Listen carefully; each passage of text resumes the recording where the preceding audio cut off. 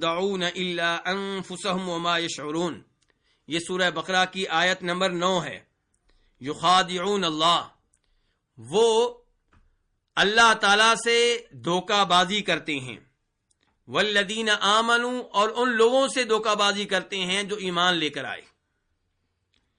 وما یخدعون الا انفسهم، حالانکہ وہ نہیں دھوکہ دے رہے مگر اپنے آپ کو، وما یشعرون، لیکن انہیں شعور نہیں ہے اور وہ شعور نہیں رکھتے۔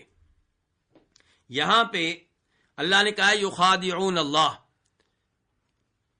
یخادعون، یہ خادع یخادع سے فعل مضارع ہے، اور خادع کے لفظ میں مشارکہ پایا جاتا ہے کہ دو ہوتے ہیں وہ ایک دوسرے کو دھوکہ دے رہے ہیں۔ ضاربہ دو ہیں وہ ایک دوسرے کو مار رہے ہیں، قاتل دو ہیں وہ ایک دوسرے سے لڑ رہے ہیں۔ تو ایسے یہاں پہ ہے یخادعون کہ وہ اللہ کو دھوکہ دیتے ہیں اور اللہ ان کو دھوکہ دیتا ہے، تو مشارکہ کے لیے یہ لفظ ہے۔ اب میں نے کہا ہے کہ اللہ ان کو دھوکہ دے رہا ہے، یہ الفاظ سن کر بہت سے لوگ پریشان ہو جاتے ہیں، کہتے ہیں کہ اللہ رب العزت کے لیے لفظ بولنا کہ اللہ تعالیٰ دھوکہ دیتا ہے، اللہ تعالیٰ خداع کرتا ہے، یہ مناسب نہیں ہے۔ جب ہم قرآن حکیم کا مطالعہ کرتے ہیں تو ہمیں معلوم ہوتا ہے کہ اللہ رب العزت نے اپنی ذات کے بارے میں یہ لفظ استعمال کیا ہے۔ اللہ تعالیٰ فرماتے ہیں ان المنافقین یخادعون اللہ وہو خادعہم، کہ منافق اللہ تعالیٰ کو دھوکہ دیتے ہیں جبکہ اللہ تعالیٰ ان کو دھوکہ دے رہا ہے، اللہ تعالیٰ ان سے خداع کر رہا ہے۔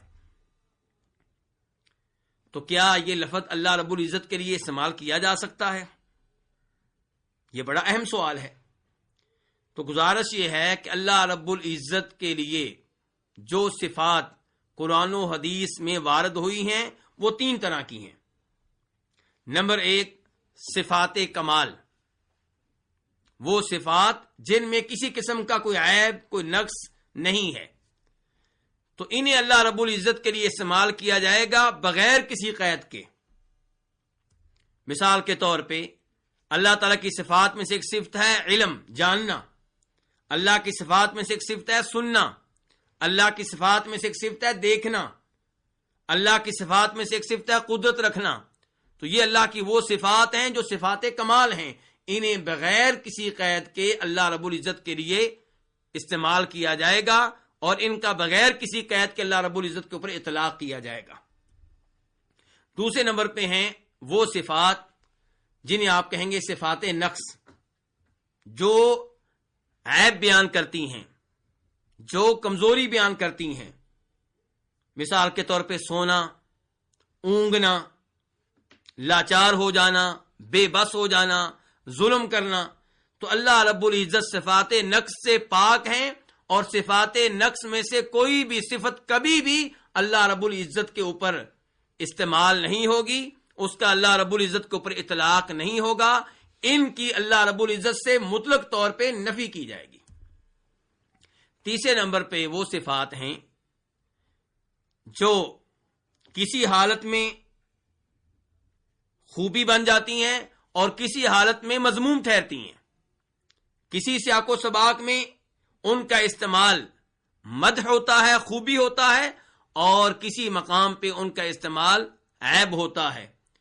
تو یہ صفات اللہ رب العزت کے لیے ان مخصوص حالات میں ثابت کی جائیں گی جن مخصوص حالات میں وہ خوبی بن رہی ہوں، اور وہ سیاق و سباق جس میں وہ قابل مذمت بن رہی ہوں، وہاں پہ اللہ رب العزت کے لیے ان کا استعمال نہیں ہوگا۔ اس کا مطلب یہ ہے کہ یہ صفات اللہ تعالیٰ کے لیے نہ مطلق طور پہ استعمال ہوں گی، نہ اللہ رب العزت سے مطلق طور پہ ان کی نفی کی جائے گی۔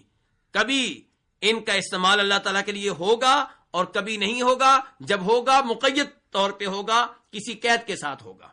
مثال کے طور پہ یہ نہیں کہا جائے گا کہ اللہ تعالیٰ خداع کرتا ہے، اللہ تعالیٰ دھوکہ دیتا ہے، یہ کہنا غلط ہے۔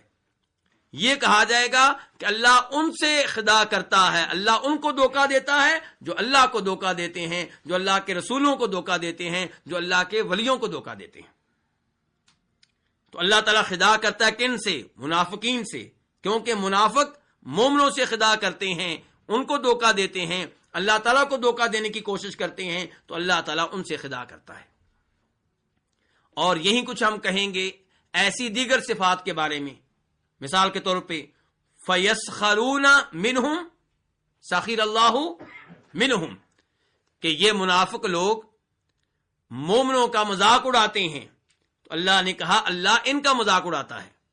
اب ہم یہ نہیں کہیں گے کہ اللہ تعالیٰ کی صفات میں سے ایک صفت ہے کہ اللہ مذاق اڑاتا ہے، لیکن ہم یہ کہیں گے کہ اللہ تعالیٰ منافقوں کا مذاق اڑاتا ہے، کیونکہ وہ مومنوں کا مذاق اڑاتے ہیں۔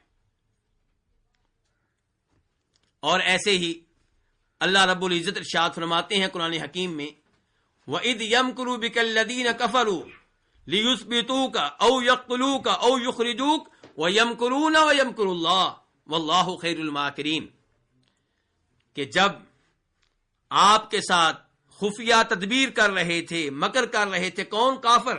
کس لیے تدبیریں کر رہے تھے خفیہ طور پہ؟ تاکہ آپ کو قید کر دیں، یا آپ کو قتل کر دیں، یا آپ کو مکہ سے نکال دیں۔ اللہ تعالیٰ کہتے ہیں وہ یمکرون، وہ مکر کر رہے تھے، خفیہ تدبیر اختیار کر رہے تھے، وہ یمکر اللہ، اور اللہ تعالیٰ بھی خفیہ تدبیر اختیار کر رہا تھا، اللہ تعالیٰ بھی مکر کر رہا تھا۔ اب ہم یہ نہیں کہہ سکتے کہ اللہ رب العزت کی صفات میں سے ایک صفت ہے کہ اللہ مکر کرتا ہے، یہ کہنا غلط ہوگا۔ ہم یہ کہیں گے کہ جو اللہ کے ساتھ مکر کرے، اللہ کے نبیوں کے ساتھ مکر کرے، اللہ کے اولیاء کے ساتھ مکر کرے، اللہ ان کے ساتھ مکر کرتا ہے۔ اور اس کے ساتھ مکر کرنا جو آپ کے ساتھ مکر کرے، اس کے ساتھ خدا کرنا جو آپ کے ساتھ خدا کرے، اس کو دھوکہ دینا جو آپ کو دھوکہ دے، یہ عیب نہیں، یہ خوبی ہے۔ یہ چیز آپ کے کمال پہ دلال کرتی ہے، یا آپ کی قوت پہ دلال کرتی ہے، یا آپ کے علم پہ دلال کرتی ہے۔ جب اس انداز سے ہم اللہ کے بارے میں استعمال کردہ ان الفاظ کو سمجھیں گے تو سارے اشکالات دور ہو جائیں گے۔ لیکن افسوس سے کہنا پڑتا ہے کہ کئی لوگوں نے ان الفاظ کو صحیح معنوں میں نہیں سمجھا، اور انہوں نے ان الفاظ کی تعویل کی۔ اللہ نے کہا کہ میں منافقوں سے خدا کرتا ہوں، ان المنافقین یخادعون اللہ وهو خادعهم، انہوں نے کہا جی اللہ خدا نہیں کرتا۔ اللہ نے کہا جنہوں نے میرے نبی کے ساتھ مکر کیا، میں نے ان کے ساتھ مکر کیا، وہ کہتے ہیں نہیں جی اللہ مکر نہیں کر سکتا۔ اللہ تعالیٰ کہتے ہیں فَيَسْخَرُونَ مِنْهُمْ سَخِرَ اللَّهُ مِنْهُمْ، جو میرے مومن بندوں کا مذاق اڑائے میں ان کا مذاق اڑاتا ہوں، وہ کہتے ہیں نہیں جی یہ لفظ اللہ کے شان نہیں ہے، اس کی تعویل کی جائے گی، اس کا حقیقی معنی جو ہے اس کی تعطیل ہوگی، لفظ لے لیا جائے گا، معنی لینے سے انکار کر دیا جائے گا۔ اور تعویل کا یہ انداز بہت بڑا جرم ہے، بہت بڑا گناہ ہے۔ اللہ تعالیٰ قرآن حکیم ارشاد فرماتے ہیں قل انما حرم ربی الفواحش ما ظہر منها وما بطن والاثم والبغي بغیر الحق وان تشركوا بالله ما لم ينزل به سلطانا وان تقولوا على الله ما لا تعلمون۔ اللہ تعالیٰ اس آیت میں بتا رہے ہیں کہ اللہ نے کن کن چیزوں کو حرام قرار دیا ہے۔ آخر میں اللہ تعالیٰ کہتے ہیں کہ یہ بھی حرام ہے کہ لوگ میرے ذمے وہ بات کہیں جس کی حقیقت کا انہیں علم نہیں ہے۔ تو اللہ کے ذمے وہ بات لگا دینا جو اللہ نے نہیں کہی، یہ بہت بڑا جرم ہے۔ اللہ تعالیٰ نے ایک لفظ کسی قید کے ساتھ اپنے اوپر استعمال کیا، آپ کہتے ہیں نہیں جی اس کا یہ معنی نہیں ہے، اس کی تعویل کی جائے گی، اس کا دوسرا معنی مراد دیا جائے گا۔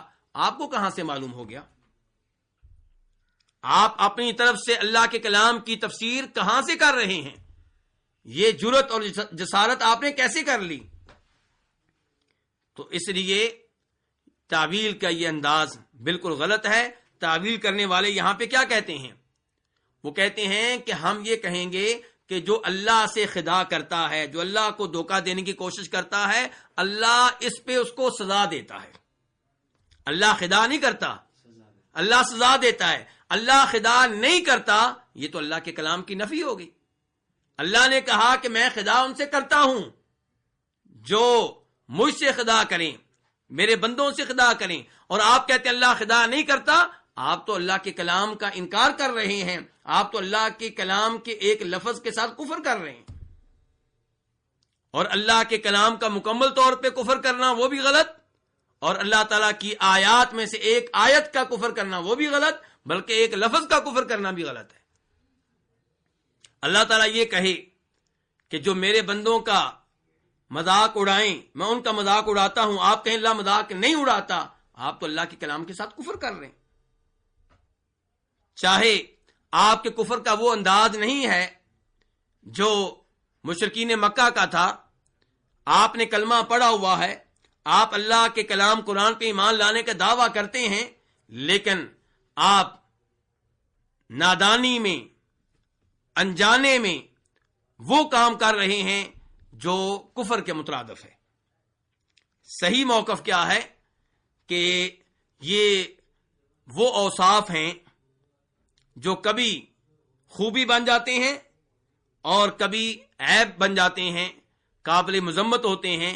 تو جب اللہ تعالیٰ یہ کہتے ہیں کہ میں منافقوں کے ساتھ خدا کرتا ہوں، تب یہ الفاظ عیب نہیں ہیں۔